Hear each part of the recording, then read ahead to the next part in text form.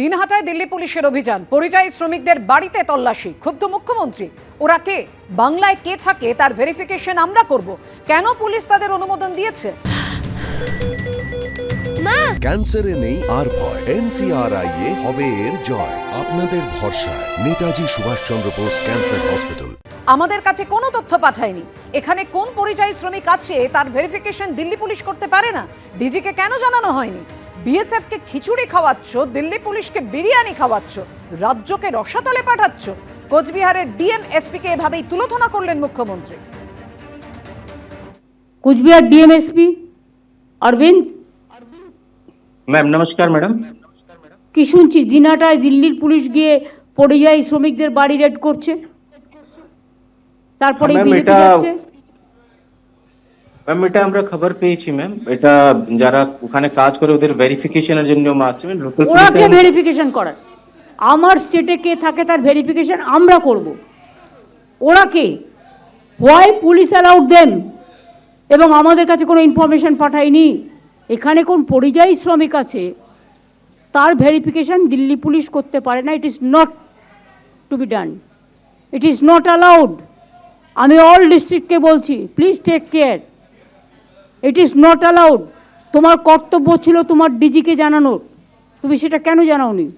তোমরা বিএসএফকে খিচুড়ি খাওয়াচ্ছ, তো দিল্লি পুলিশকে বিরিয়ানি খাওয়াচ্ছ, আর রাজ্যটাকে রসাতলে পাঠাচ্ছ। এটা হবে না, এটা হতে পারে না।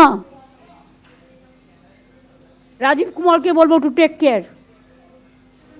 আরজিকর কাণ্ডে যারা কুৎসিতভাবে মুখ্যমন্ত্রীকে আক্রমণ করেছেন তাদের বয়কট করুন, গত সোমবার বলেছিলেন কুণাল ঘোষ। কিন্তু এই বক্তব্যের পাশে দাঁড়ালেন না অভিষেক বন্দ্যোপাধ্যায়। তার বক্তব্য, পার্টির তরফ থেকে কেউ এমন নির্দেশ দেননি। যেমন একজনের রাস্তায় নেমে প্রতিবাদ করার স্বাধীনতা আছে, কেউ যদি একটা প্রোগ্রাম করে কাউকে আনতে চায় তার স্বাধীনতা রয়েছে। এটাকে সেভাবে দেখা, সেই দৃষ্টিভঙ্গি থেকে দেখা একদমই ঠিক নয়। পার্টির তরফ থেকে তো কেউ নির্দেশ দেয়নি।